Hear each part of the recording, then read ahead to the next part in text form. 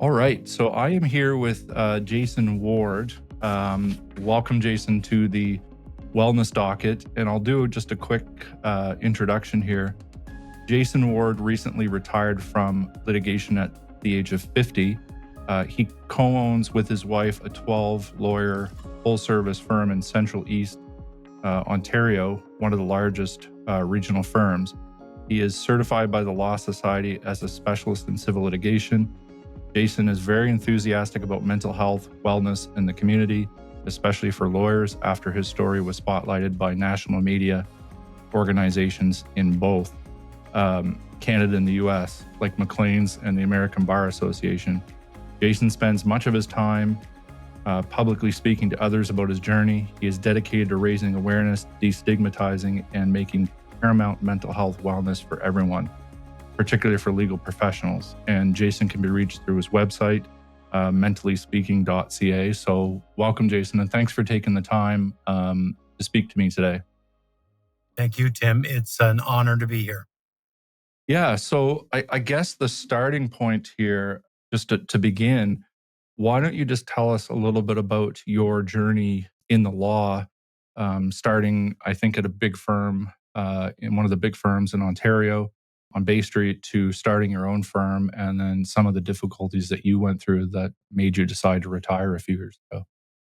Certainly. So that's quite correct. I started my career at one of the largest firms in Canada in the litigation group. I carried the bags of some very prominent, well-known Ontario litigators. So I had excellent training in my younger years as a lawyer. I decided to leave that firm and I entered the political realm. I ran as a member of provincial parliament here in Ontario. I was unsuccessful in doing so. And after that, I decided not to return to the fray at King and Bay in Toronto. My wife was also a lawyer practicing at the largest firm in the country. And we moved and relocated from our home in downtown Toronto to my hometown growing up in Ontario. And I hung out a shingle while my wife continued to practice in Toronto and commuted. And over the course of 20 years, she and I have built what's now, as you mentioned, one of the largest firms regionally. It's a very successful law firm. My career became very successful. I worked very hard as a litigator. I only did the trial law at our firm. And over the course of time, the firm grew and ballooned to now, as you say, 12 lawyers and 35 staff.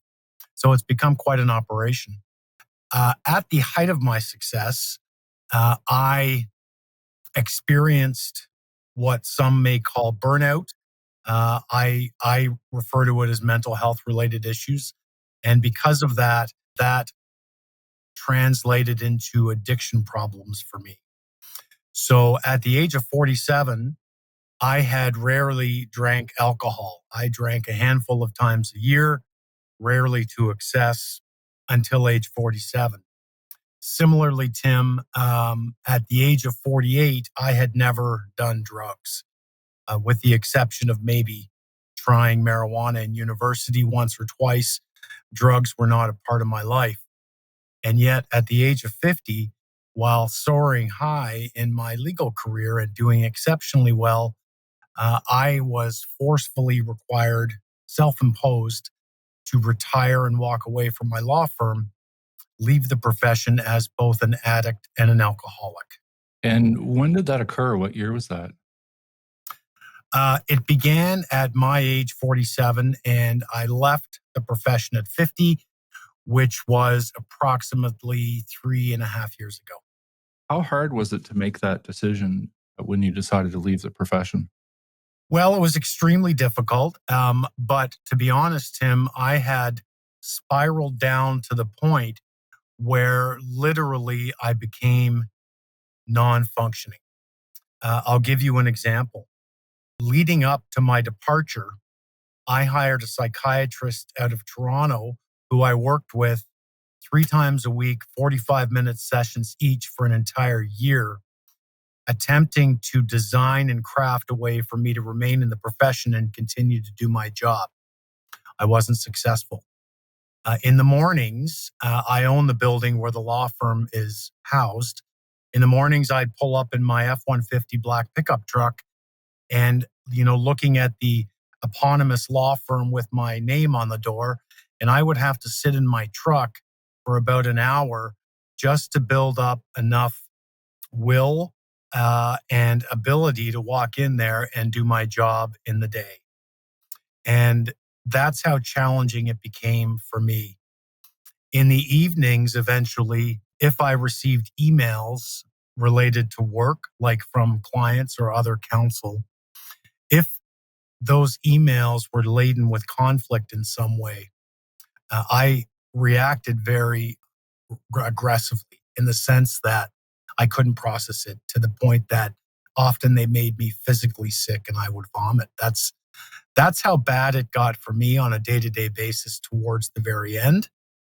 So the decision to actually walk away and exit was made abruptly by me. I called all the lawyers into a conference room.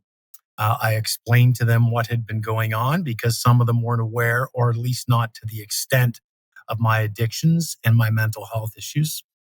And I was out of the law firm in 1 week, which, as you know, as a lawyer, is a very quick departure from your law firm. So, and it had to happen, and that's how I exited. It was almost I didn't even think about it. I wasn't processing it. I knew I couldn't be there. I couldn't walk into the building anymore. This really felt like I had no other option to choose. And do you think that it's probably better that it turned out that way, that you didn't have any other option? Because otherwise you may have made excuses forever, because as well as I do, most lawyers, it's being part of that profession is like a badge of honor. Most lawyers, you have to work really hard to get there. Do you think that was the only way that you could do it? Because otherwise, if you gave yourself time to think about it, it might not have happened. Well, yes, I agree with that. And yes, many lawyers are tied up. Their identity is tied up with their profession. And I did struggle with that part of it, like most practitioners would. And one of the great challenges for me was, going from Mach 2 to 0 in an awful hurry creates its own issues. So it's been a bumpy ride. It was a bumpy ride when I left the firm. And a lot had to be processed and dealt with. And emotionally, I was a complete wreck. I was high all the time. I was on drugs, and I used those drugs to shield myself from what was going on around me and the decision I felt I was forced to make, and to numb my emotions about it. And it was only over the course of the last 3 years where I've been able to get back into those emotions, process them, and try to sort them out, including my feelings of guilt and shame about what happened to me. Can you tell me a little bit about, what kind of drugs, and kind of when did that start and at what levels did you start with and then build up to?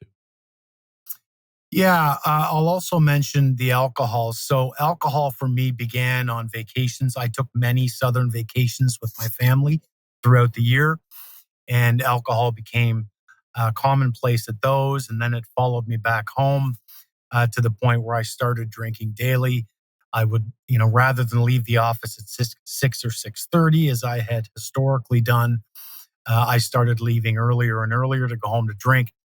And by the time I managed to stop drinking, my volume was probably 3 or 4 rum and Diet Cokes when I got home. And invariably, I would consume 2 or more bottles of red wine each evening. So, quite a bit of alcohol. That's at my peak towards the end of my alcohol disorder. When I managed to stop alcohol, I couldn't exist. I was still working, and I couldn't exist without some mind alteration. I immediately reverted back into those feelings where I couldn't walk into the office and those types of feelings. So I turned to drugs. I thought drugs would be a way for me to numb myself and escape those emotions. I felt they were less detectable than alcohol, vis-a-vis my family and my colleagues. And I started gently. I started with, the gummies that are advertised in your Facebook feed every day, and started taking those, and then those weren't enough. So I increased my THC balance. And eventually I discovered that you could buy online concentrated THC pills. So I quickly escalated to that. And it got so bad that, this was all after cannabis was legally authorized in our country. And it got so bad that I would travel up to an hour every morning to spread out my consumption of THC amongst various cannabis retailers in the region, because I didn't want any particular one of them knowing how much THC I was buying. And that's how my mind started to work. I live in a town where I had quite a bit of public notoriety. I was quite well known. I do a lot of community service, and I didn't want it, anyone in the town to realize how much I was taking. But to give you a sense, with THC, I mean, the average person would take about 10 to 12 milligrams of THC for a moderate high during the evening. And at my peak with THC in the pills, I would be taking around 200 to 250 milligrams per day of THC.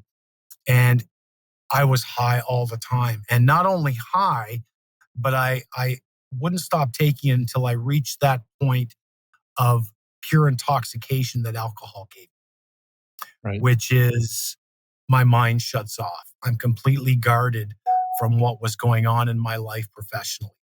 And that's what I needed the THC to do. It's a gateway drug. Whoever tells you that marijuana isn't addictive is full of because I was completely addicted to marijuana. And when that didn't become enough, I started experimenting with stronger drugs, powder drugs, and those types of things. And that's when I realized if I continue on, I'm going to die because I cannot control what I'm doing. I will continue to take stronger and stronger drugs until they catch up to me and kill me. And that's when it was Super Bowl Sunday, which happened to be my birthday that year. Russia was just about to invade Ukraine. And I got on a Via train in Ontario and took a train to Montreal, Quebec, and took a cab to an old stone building in the middle of Montreal downtown, knocked on the door and said, "Can you let me in?" And by the grace of God, they did. And that's when I started my rehab treatment. Right. And And since that, I've been clean and sober. When you did that, did your family know that you were going to do that? Yes. Towards the end, I mean, I was very open and communicative with my wife throughout this. She's an amazing person and has been more supportive than anything I could ever imagine. So she was aware until I started the heavier drugs. She was aware about how that I was using, and she knew I was high. I disclosed to my children about my alcoholism when I decided to stop. I told them what had happened and that I was going to stop. I did not talk to my children about the drugs because I was so shameful and embarrassed about it. But eventually I did. In the midst of rehab, I was able to communicate with all of them about the truth, about what had happened, and my goals to get better and not continue it. Tell me a little bit about how did your colleagues react? There was shock. I think genuinely when they told me they didn't realize what was going on, they were being truthful with me. I was exceptionally good at hiding my addiction. I didn't consume alcohol during the day at work. I was always able to refrain from doing that until I got home, but then I doubled down. So they wouldn't have seen me in most evenings. And if they did at a social event, I was a fairly gregarious, outspoken guy when I was drinking, but friendly. Alcohol didn't sour my mood. Usually alcohol made me more social. So they didn't, I think, pick up on it, or at least not the extent of it. Even today, I don't have lawyers say to me, "Oh, I knew you were about to go off the precipice, and I'm glad you got some help." I haven't heard that at all from any colleagues. That being said, in my opinion, and based on my 22 years of practice with other litigation counsel from across Ontario and outside of Ontario, it's still my view that alcoholism is the best kept secret in this profession. And mental health related issues are pervasive and pernicious in this profession. And we likely talk about it less than any other profession.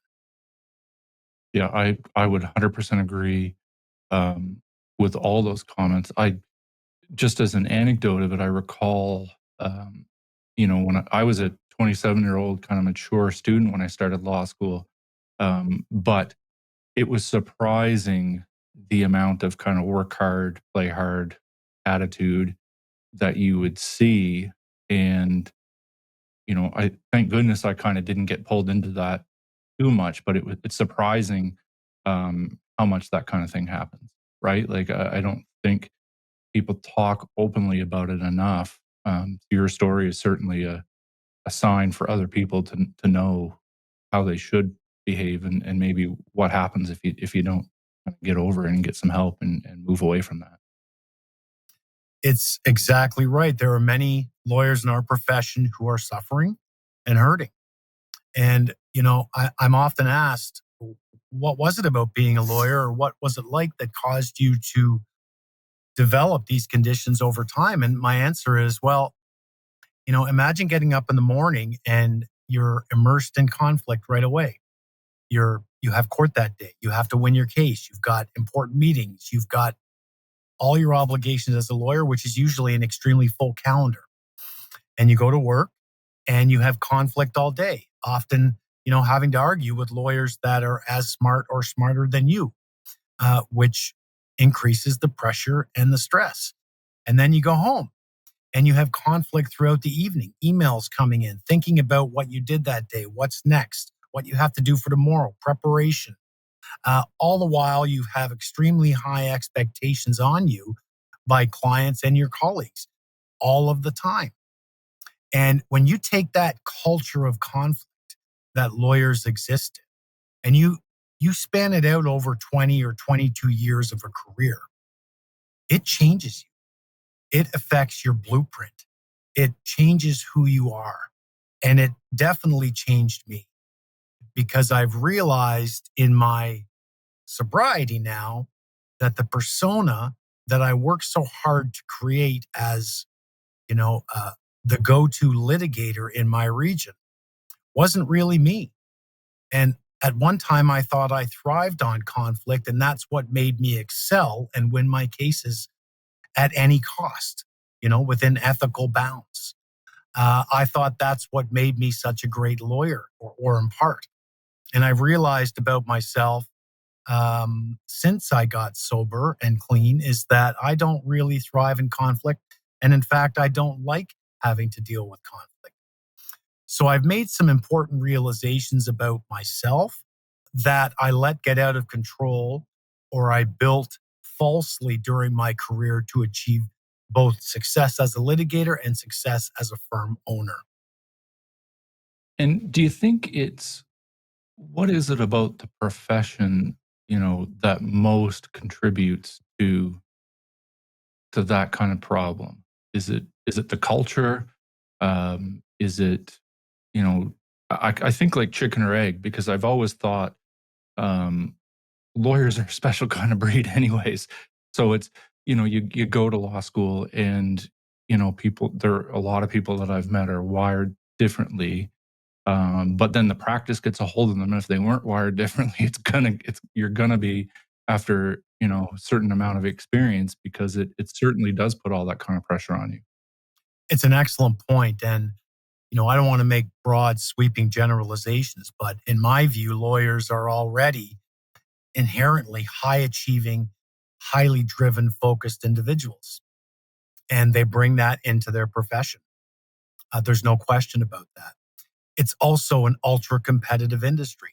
Lawyers, for some reason, are very competitive with each other on all fronts and in all respects. Firms are very competitive with each other for the most part.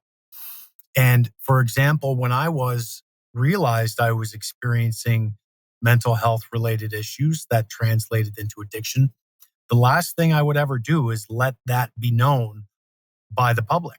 I would never speak about it publicly because I was so worried about losing comparative advantage in my marketplace. I couldn't afford for the public to think, well, we can't go to Jason Ward for this case because he's having issues. Or I couldn't have, colleagues on the other side of files thinking they had some advantage over me because, I was experiencing addiction or mental health related issues. I would never have let that happen. And that's why I kept it so closely guarded. And that's why there continues to be a stigma related to mental health and even male lawyers and emotions. There's still a stigma. That's why it exists. I'm a classic example of why lawyers don't talk about what they may be experiencing related to depression, anxiety, and other types of mental health disorders.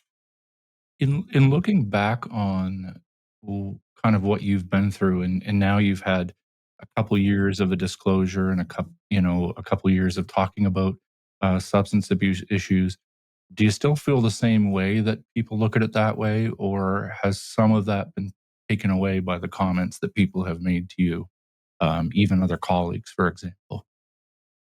I think things have changed even in my tenure as a sober, non practicing lawyer.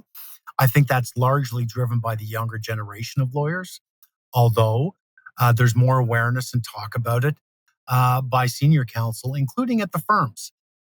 What I'm concerned about is the senior lawyers at the big firms or the medium sized firms are more doing it for political reasons rather than genuine concern about, managing young lawyers. Because, when I articled at one of the biggest firms in the country, damn straight, I was going to be the last one to turn those lights out every single night because that's what you did. And today, I see an emerging groundswell of young lawyers who are detaching from their job. I'll give you an example. We, like many others, employ articling students at my firm, and we happen to have 3 at the current time. And when I came into sobriety, I would observe these articling students leaving at 4:30 in the afternoon, and they wouldn't respond to emails. This started to happen when I was practicing too. They would successfully detach from their phones, and I couldn't conceive of that notion. Right? I couldn't even process that. How these young lawyers who got a job at a firm and who I thought would want to excel and become partner and follow that traditional model that we practice in, it was inconceivable to me that they wouldn't respond to the head lawyer's email at night about something that needed to be done that night or the next morning, because that's how I practiced. And I think that's more commonplace now. And I think we're headed to a cataclysm in this profession when these firms and these more established lawyers realize the traditional model for practicing is not sustainable. Yeah, I 100% agree with that because so I have an associate, and when I talk to her, she relays to me that she has a lot of people of her age and vintage that frankly just leave the practice if it's not that way. They basically say we're not going to accept that traditional model. And in some ways, I think that it's a little bit of a balance of both, right? I mean, I do think it's fine to go home at most of the time at 5 o'clock or whenever. Sometimes you can't do that. Sometimes something comes up, but most that should be the exception, not the rule. But I also think on the other end of it, I've seen people having to leave, let's say at a 3:30 or 4 o'clock on a Friday afternoon, and you kind of get looked down your nose by a senior partner because they kind of said, "Well, where's that person going?" Like, and I think you're right. There is going to be a reckoning for the profession, and I think there's a good business case to do that way because it's not sustainable if we continue on the way that we're doing. I think the reports that have come out have indicated that. Would you agree with that? Yeah, I do agree. I think that's going on. I mean, I've always envied lawyers who can detach when they go home and spend time with their Mhm. families and put their phone aside. I've been envious of that, but that's not me. I could never do that. I was a 24/7 lawyer. If you email me at 11 o'clock, it would be rare that you wouldn't get a response from me within minutes all of the time. That's how I was wired. I couldn't detach. Law for me was a 24-hour cycle. And that's, I think, partly because how I was trained and how I entered the profession and what the philosophy of the profession was at that time. But I think that is changing. I think that is changing. I don't know what's going to happen because it's going to be very difficult for people like me who own law firms to adjust to that because our whole mentality is more clients, bill more, more prestige, work harder until you achieve your goals. And it's hard for me to understand how the younger lawyers take a different view of the profession. I'm trying. I think I've made some distance on that, but I got to think there's a lot of other lawyers out there like me who are feeling the same thing. Yeah, I see where you're coming from on that, and I run a law firm, a small law firm, but it's still the same issues still come up. Maybe it's a little bit of a balance for all of those things because you want to keep it sustainable, but you also don't want to be lax about your workload and that sort of thing. I'm hoping that there's a balance to it in the future that people can find a way to, young lawyers can find a way to feel respected and have their time. And I'm kind of reforming this way. I used to answer a lot more emails, and now um, I've learned the trick of you can respond to an email and set it to go off the next morning. So I schedule them to go out.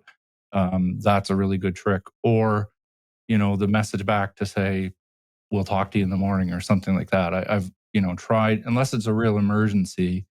I've really tried to back away from that because otherwise it's almost never ending. It's all consuming that there's always going to be more clients. There's always going to be more work.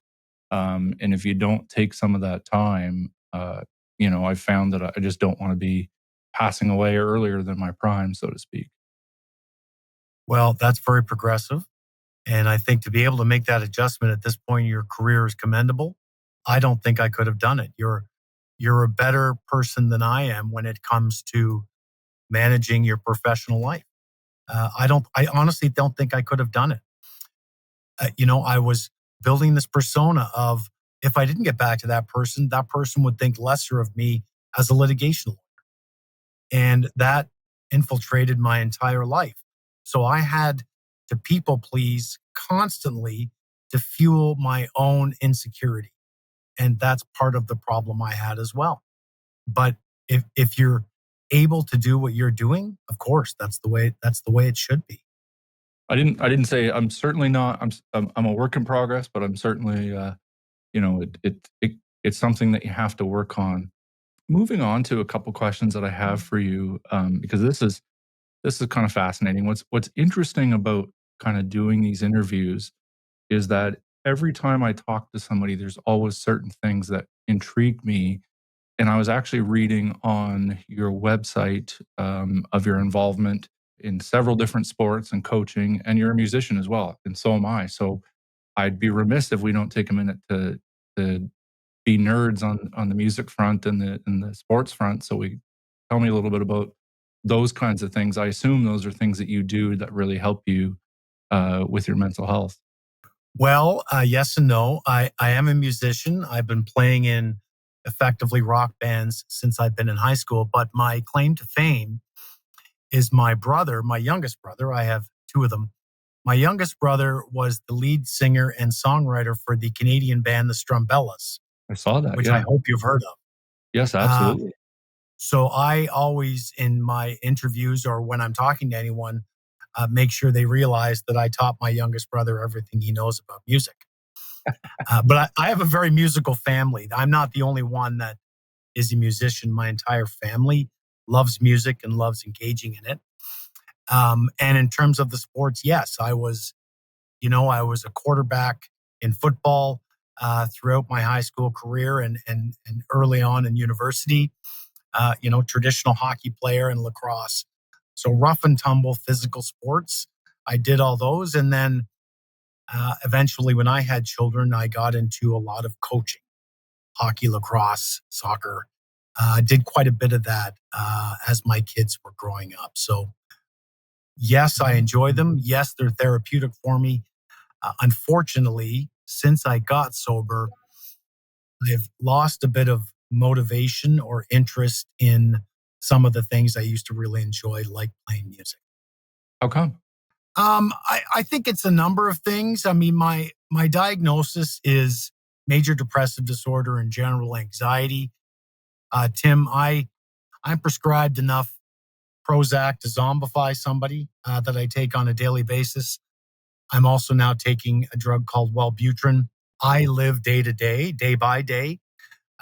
Sometimes it's a challenge for me just to keep myself focused on, completing my daily activities. And frankly, Tim, I do what I call a life. I live a life of amends now, where my entire focus in my life is supporting and giving love back to my immediate and extended family members, and doing whatever I can throughout the day, something for them or to support them. And that doesn't come out of my guilt or shame for what I did and how I had to step away from all my success.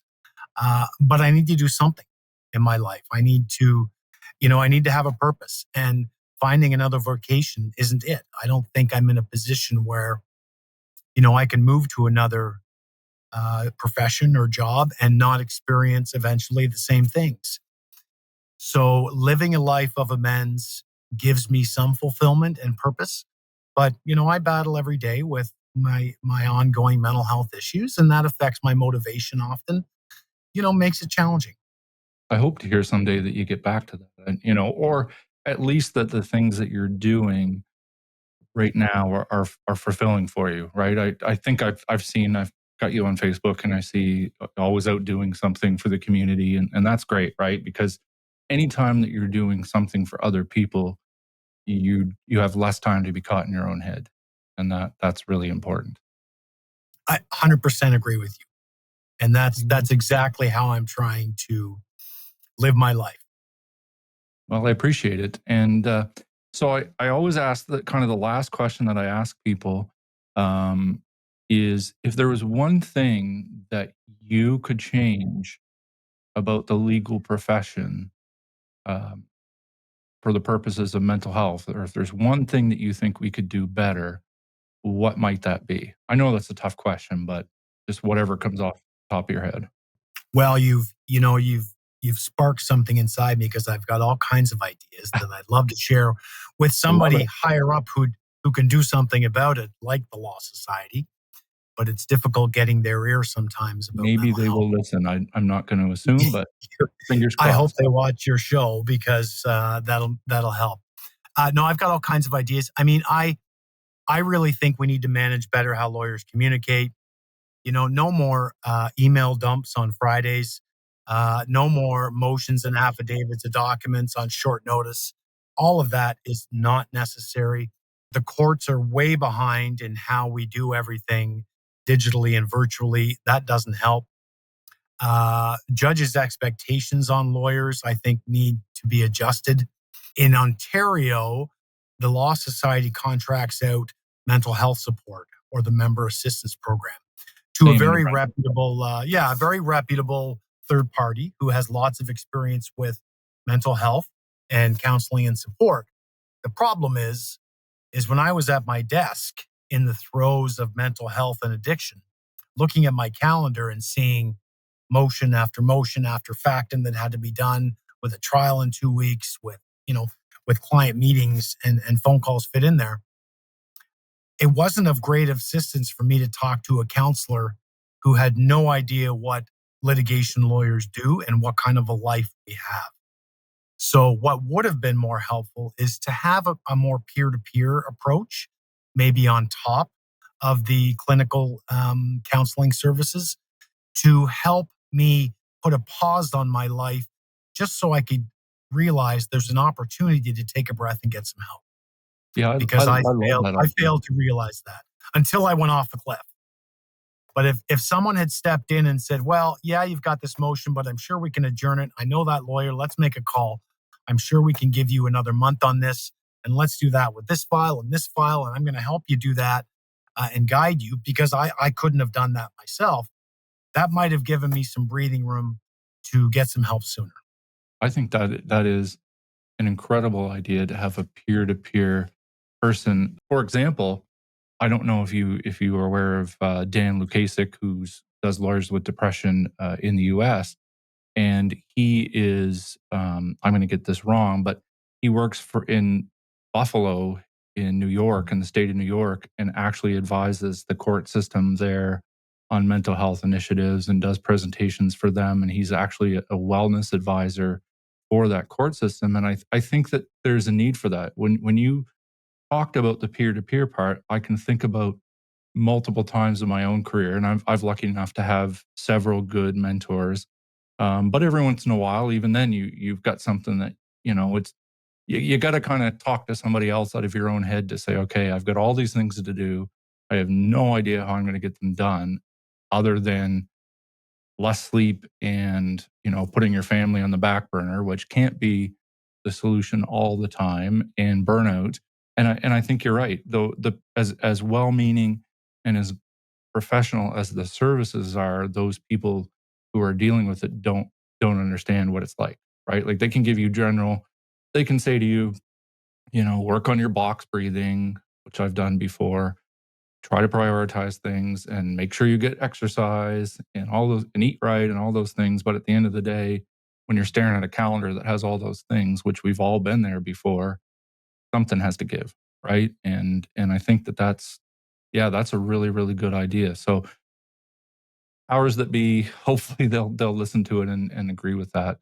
And someday we can see where there's actually more peer-to-peer support. I don't even, there's lots of people who are trained in both psychology and the law, or have experience in both, where they could come in and say, listen, like, I can listen to you as a lawyer and help you figure that stuff out, but then I can also reflect with you on the psychology part of it, because that's important as well. And I think that really moves the profession forward.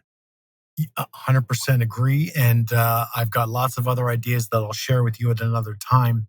Absolutely. Um, but, it just, as you were speaking, I was thinking about the experience I often had as a lawyer where, I'd be in my robes in a courtroom with a gallery full of people on a case arguing a motion. And the judge would pause and look at me or the other lawyer and say, I'll give you 10 minutes, go out to the law library and find a case that proves your point. And this was before we were digitized. So you were sent out, you got 10 minutes in the law library to try to get through all the Dominion law reports to find it. Imagine that pressure, Impossible. right?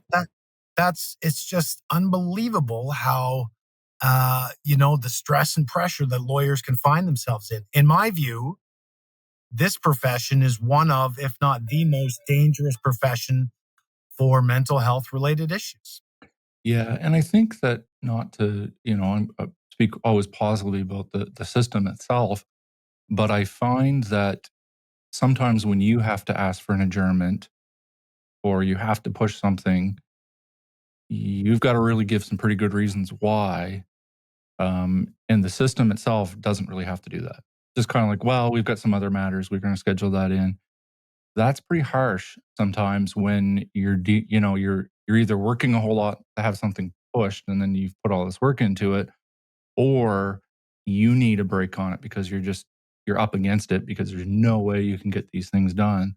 And the system says, well, Mr. Colbert, you've had all this time, you could have, I've been there before. It's definitely, you're right, it's a real challenge.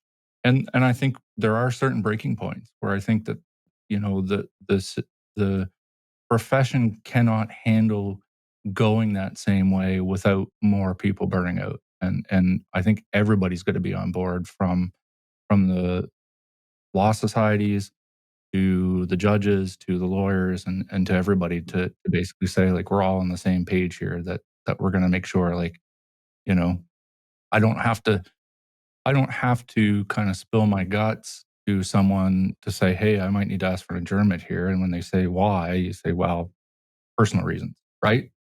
you're not going to ring that bell every day, but sometimes it legitimately happens where there's no other choice.